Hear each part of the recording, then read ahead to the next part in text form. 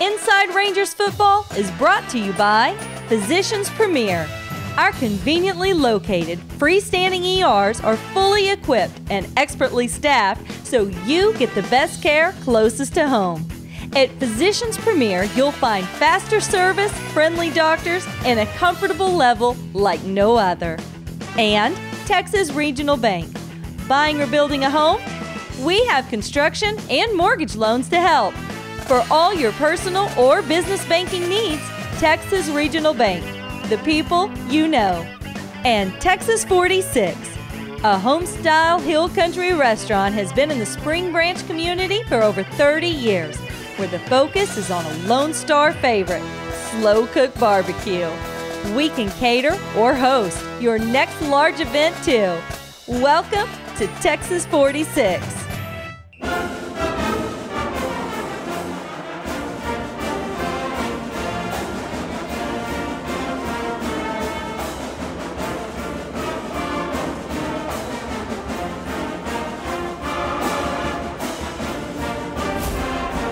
Welcome to another episode of Inside Rangers Football. I'm your host, Brant Freeman, with Smithson Valley head coach Larry Hill. The Rangers take on East Central a week from this Friday. We'll preview that game coming up, but first we'll start with a recap of the Rangers' win from this past Friday, 52-33 over Canyon in 26-6A play. Coach, your first three games of the season, all tight, down to the wire football games. This past Friday, again, you win by 19. So how did it feel not just to get your first win of the season this past week, but to do so in a game that didn't come down to the final couple of minutes or so? Well, it was good, to get someone else walking uphill a little bit. We've been down, almost come back and won each game prior to this, but to get up and force them into a catch-up mode, that's a little better. Obviously, we did some things well. We got stops when we needed to. I thought we played real well offensively, particularly on first down. Kept us a bunch of second and short, third and shorts, a lot easier to manage those situations. And I think the biggest thing offensively is we got some big chunk plays. I think we had 12 what we classify as explosive plays, runs over 12 yards, passes over 18 yards. Had 12 of those. Anytime you're getting some of that, you got a chance to put some yards and points on the board. So, that, and I think our kicking game played extremely well. We had some big plays in the kicking game as well. And as we said, probably took Canyon a little bit out of their game plan because they were a little bit far behind, maybe couldn't really just grind it out. Expanding on the play of your offense, again, 52 points this past Friday, over 500 yards of offense, and a big game for Levi Williams himself, accounting for about 400 yards, 5 touchdowns. Safe to say this was his best game of the season? Well, I think so. I mean, he'd be the first to tell you he had a lot of help. Guys catching the ball, great protection, of course, some big holes to run in, but success breeds confidence. And sometimes when that happens, both for him and the offense in general, or whoever's touching the ball, the next play seems a little easier. Then the next series, you'd maybe get on the field with a little more confidence. And so I think those are axioms that have been around as long as the game has been around, but they're true, and never more so than last Friday night. You bring up the help. When you look at some of the contributions you got from this past Friday, players who weren't touching the ball really all that much before, Jacob Fortone, Ethan Sill, how big was their play? Well, I thought big. Again, they'd be the first to credit other guys, the O-line or the guys throwing the ball or handing the ball to them, but Jacob wears a lot of hats for us, offense, blocking, running the ball, special teams, and through some situations, he suddenly found himself in a ball carrying role that he hadn't had that big to shoulder that much, and did a tremendous job. And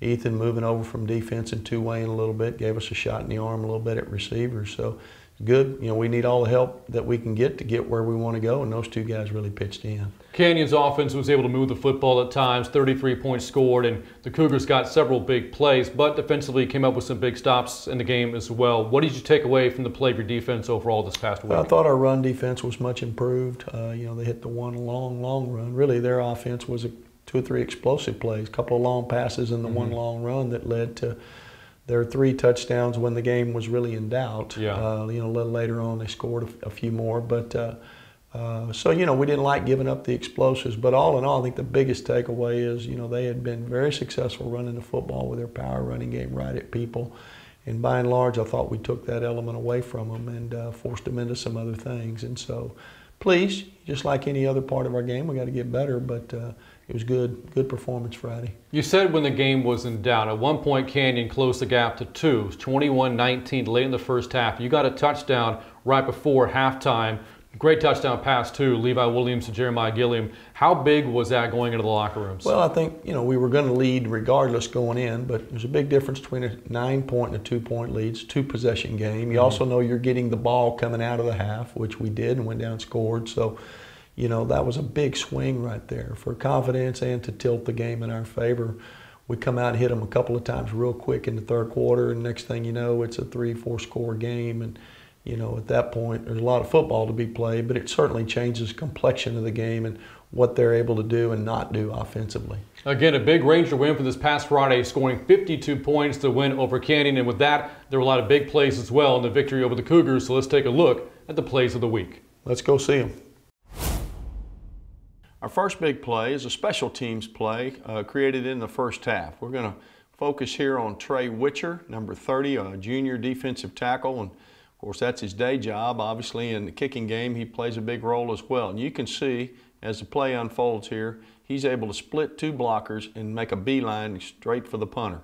As the punt gets ready to come off the punter's foot, Trey takes a great angle so as not to rough the punter, but to get a chance to block the punt, which he does. You can see it coming out of bounds there on the 25-yard line, and by doing so, gives us great field position. You can see it a little bit better from the rear here as far as the hole that he gets. We got blockers, defenders occupying 2 blockers, which creates a gap for Trey to get into. He shoots through there, and then he blocks it right off of his foot, and then you see the ball heading out of bounds there. Sets us up for a short field and a touchdown that we go in and score. Our next big play is an offensive play. You can see we run a lot of jet sweep. This is freshman Cason Wells going in hard motion from right to left. And as you watch the play unfolds, how he draws the defense to him. We fake that sweep. There's at least 3 defenders chasing what they believe to be as a jet sweep. The play in reality is a quarterback run in the middle. You can see a big hole that Levi has to go straight up the middle for a big 40-yard gain that ends up leading to points just a short time later. From the end zone, you can see there comes Cason again on the sweep fake. As you watch it unfold, you can see the Canyon defense moving to stop that. And then the little fake and a block out right there by our fullback, Garrett Brooks, creates the initial hole for him to get into. And then you see a lot of other turnout blocks. We're basically trying to part the Red Sea. Final block by Jacob Forton, our running back, and then it's just a dead sprint for Levi right up the middle. Makes the umpire miss there. And pick up 40 yards and get it way down on the Canyon end of the field. Final big play is a defensive play. This is what we call a coverage sack. You can see Canyon's receiver right there on the hash mark with the circle around him. Christian Romano is our cornerback here, who's across from him. Right before the snap, he comes forward and we do a late bracket double coverage. Christian comes forward, jams the receiver. Our safety on top is Ethan Seal, and now we have a double coverage high-low effect on the receiver. You can see the quarterback wanting to throw, but obviously he can't with the double coverage bracket in place. By making him hold the ball, now the rush is able to get to him. You can see 2 or 3 defenders closing in. We get a big sack, 3 of them combining on a sack there, so for a big play by our defense. From the rear, you see it a little bit better from the D-line's perspective. The motion goes. You can see the quarterback looking to make that throw. You can barely see the bracket coverage on the extreme right of the screen. Then as the play unfolds, now he's got to pull it down. First, Tanner Hoback, a junior defensive end, closes. Next, Corey McElroy, one of our senior outside linebacker, closing from the outside. And then finally, Trey Moore, sophomore defensive end, coming from the other side. And they all combine for the big sack. Well-defended play.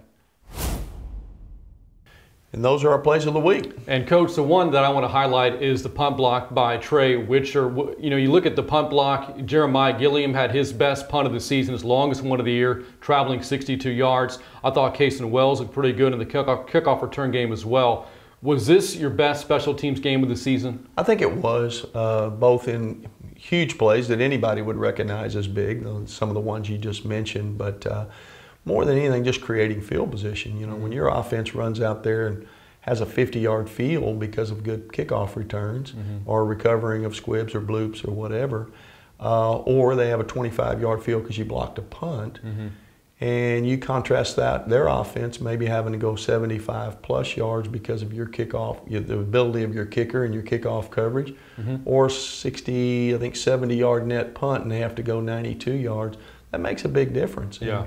you know, it's not publicized much, not talked about much. Those guys don't get interviewed much, but it matters, and it certainly mattered last Friday night. And again, Smithson Valley coming off of a win over Canyon this past Friday, 52-33, evening up the Rangers' 26-6A record at 1-1. Coming up in just a bit, we'll preview the next game at East Central a week from this Friday. But coming up next at Inside Rangers Football, we have Little Men, Rangers Trivia, and Senior Moments, all that and more coming up. Back with more Inside Rangers Football in just a moment. Come on in. Hey, Coach, I'm here to try out for the Rangers mascot.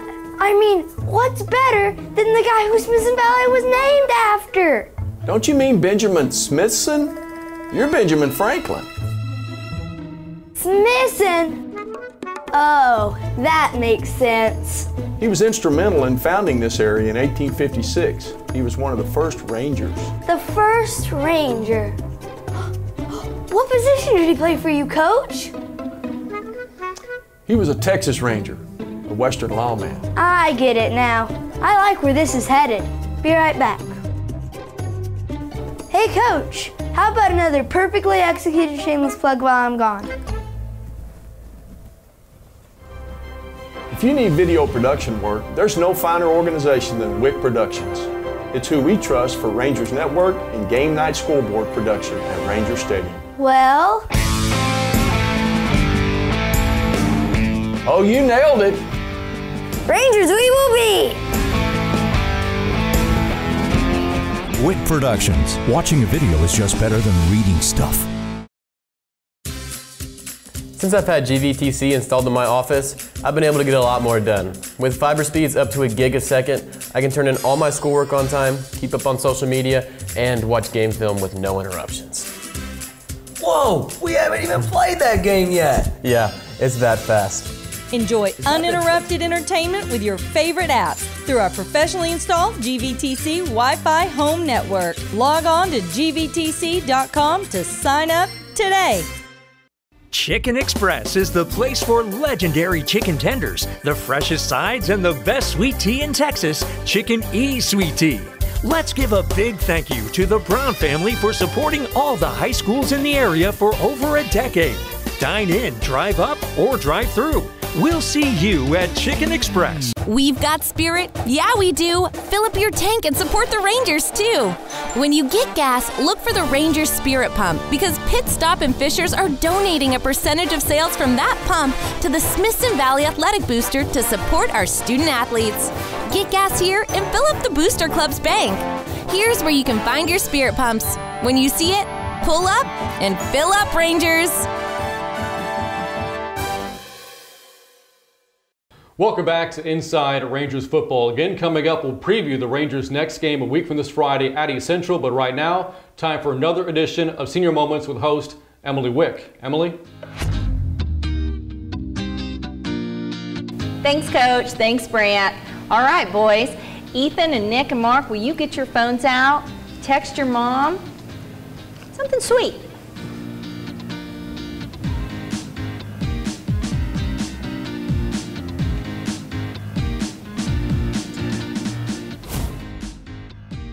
So Ethan, if you had to choose between wearing your shoes on the wrong feet or your pants backwards every day, which would you choose?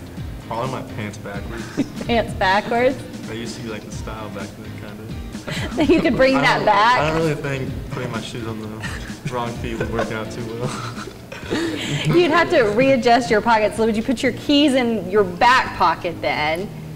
I put my keys right here. Just kind of squish them float around a little bit. Your wallet would be in the front? Yeah. It'd just be a little rearranging. Okay, so Nick, if you had to choose between wearing deer antlers or having a squirrel tail, which would you rather have? Probably a squirrel tail. I'm just picturing it right now.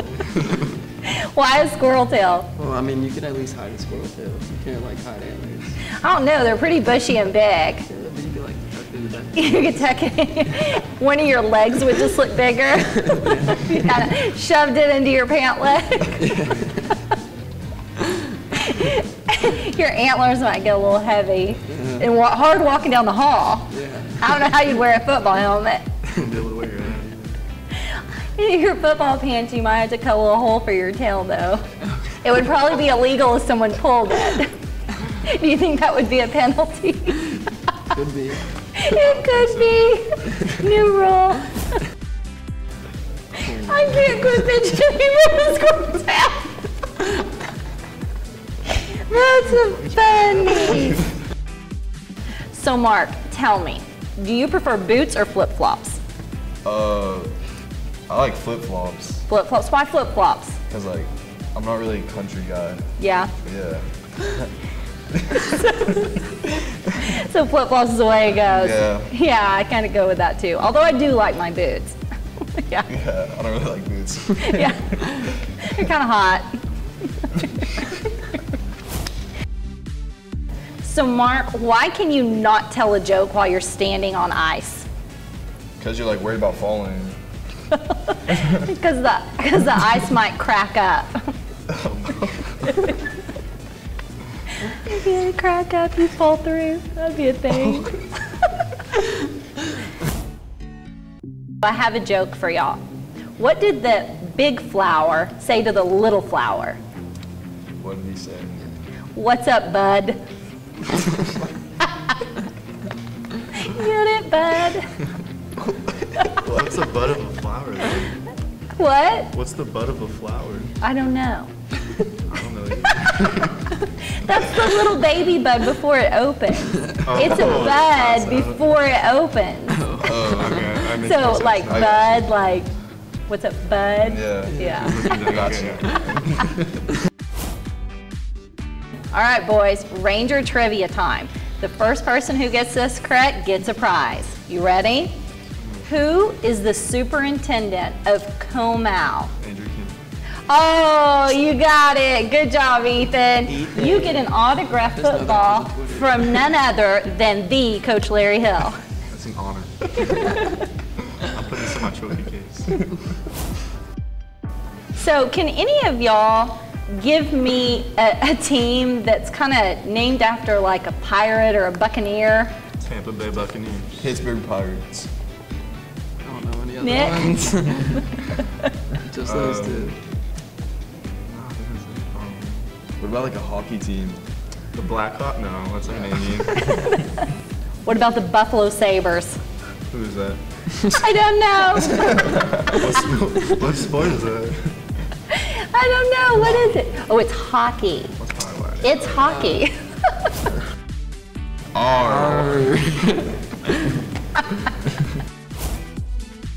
Twinkle, twinkle, little star, how I wonder what you are.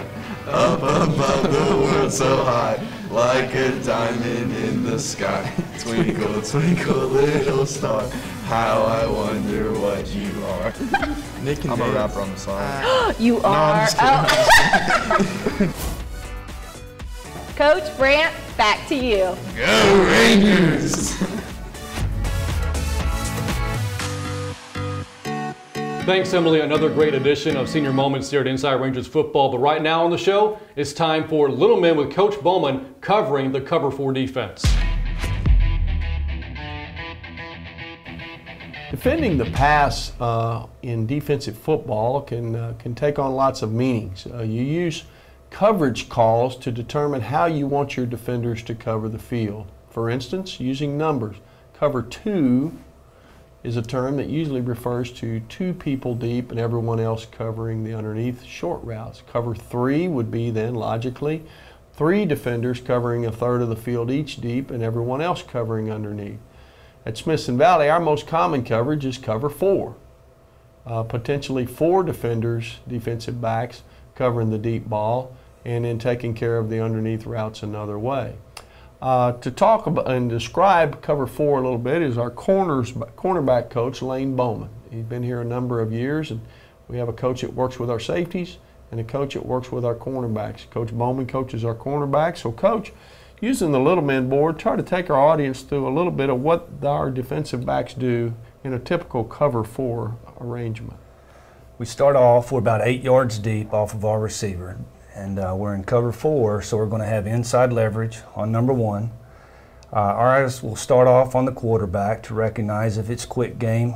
If it's quick game, we'll come downhill and cover the receiver that's catching the short ball. If we recognize that it's not quick game, then we will get into a slow back pedal, get our eyes back on number 1, and read whatever route he runs and cover number 1. Okay, and of course the corner to the other side will do the similar with number 1, and then our safeties will do the same thing with the inside receivers. So trying to recognize the route and what it is and react accordingly, and potentially have 4 deep defenders against 4 receivers taking away the big ball. So thank you, Coach. And now let's take it away from the little man board and let's go to live game action, see what cover 4 looks like on game tape.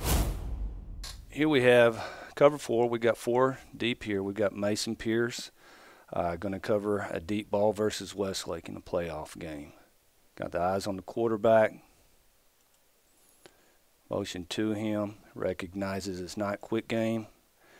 You see number 2 chokes it down, so that's going to bring our other safety down, and we know Mason's going to have one-on-one coverage versus this wide receiver, and he's successful in defeating the pass. This next play, we've got Mason Pierce down here in the bottom corner again. You're going to kind of lose him on the screen, but he has a single receiver to his side. Slow back pedal, recognizes deep ball his way, steps up and knocks it down again. We've got Greg Eggleston here. We've got a short ball. We're still in cover 4. He's going to recognize that it's quick game. Slow back pedal, quick game, immediately comes downhill, teaching him to come outside, trying to force that wide receiver back inside. Good play nonetheless. Got Mason here, down here on the bottom. He's going to have an intermediate ball, cover 4, slow back pedal. Recognizes his man's a little bit short, and he's going to come down and defeat the pass. Cover 4. We've got to be good at it if we're going to defend opponents' passes. So thank you, Coach Bowman, for taking us through that. And now let's go to Rangers Trivia.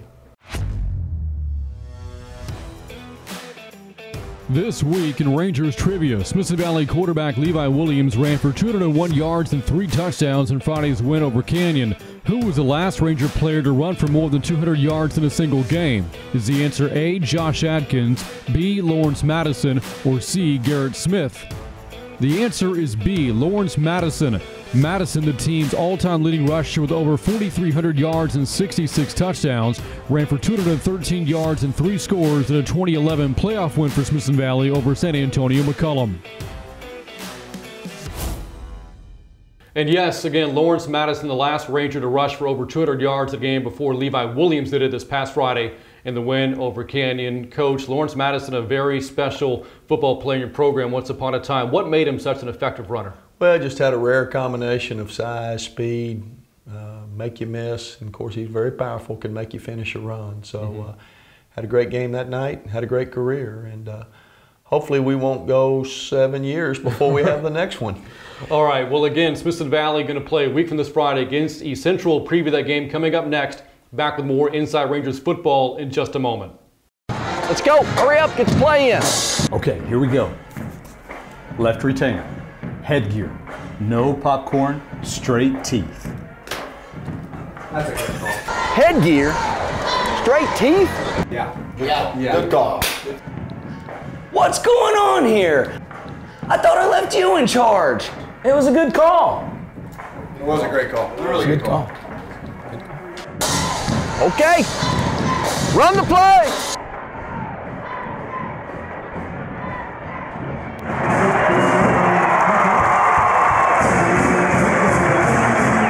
Smoky Mo's is great. You can feed a whole bunch of people on a little bit of money. It's perfect for Friday nights. My boy's a football player and this fills him up. The brisket is awesome. I like briskets and sweet brisket. I can't say it. They have the best turkey, brisket, sausage in all of Comal County. I agree, and the kids love it too. You're never going to play offensive line for the Rangers eating salad. Come get some beef. Get your guns up! Go Rangers! And we are back on Inside Rangers Football. Coming up, a preview of Smithson Valley's next game a week from this Friday against East Central. But right now, time to check in with head volleyball coach Courtney Patton to find out what else is happening at Smithson Valley Athletics. Coach? We got lots going on this week. So Monday, the boys golf team is going to be competing at River Crossing. Tuesday, tennis will be at home versus Judson. Saturday, cross country will be at the Live Oak City Park competing. And then on Tuesday at home, you'll have volleyball versus Clemens. And Friday, we'll be at Canyon. Looking forward to seeing you there, Brant. And Coach, actually, Ranger fans can watch that game on Friday on the Cougars Network because, again, there's no high school football this Friday. Smithson Valley is on a bye this week, as is the entire 26 6A district, to include the Rangers' next opponent, East Central, a week from, again, this Friday. The Hornets come into that game with a record of 4-1, 3 wins more than the previous 2 seasons combined for East Central. So, Coach, a much improved football team from the past couple of seasons. What has led to the turnaround for East Central? Well, you know, they have good players that they went young with a couple of years ago. We played quite a number of sophomores and juniors the last couple of years. And, you know, typically when you do that, if you can stay the course, those guys are going to pop out the other side being pretty experienced seniors. And they do have talent. They got several running backs who are scoring from a long way out, opportunistic passing game. And defensively, they've made great improvement. You know, they're keeping things in front of them, play really good run defense, and have just stayed the course more than anything. Keep doing what they're doing, and it seemed to be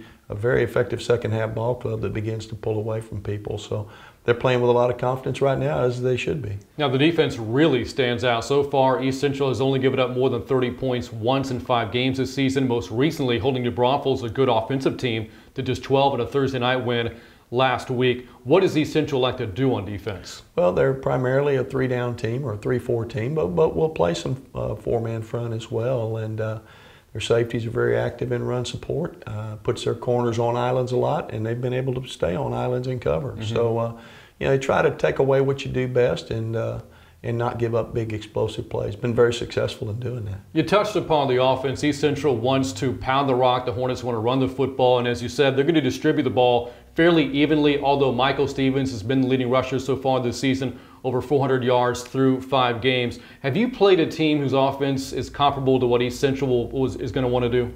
Well, you know, as far as structure, you know, the type of plays and formations you line up, they're very similar to Midland Lee. You know, a lot of power, a lot of zone right at you, and then if you cram it all in there, they'll throw it quick out to those receivers and let them make plays.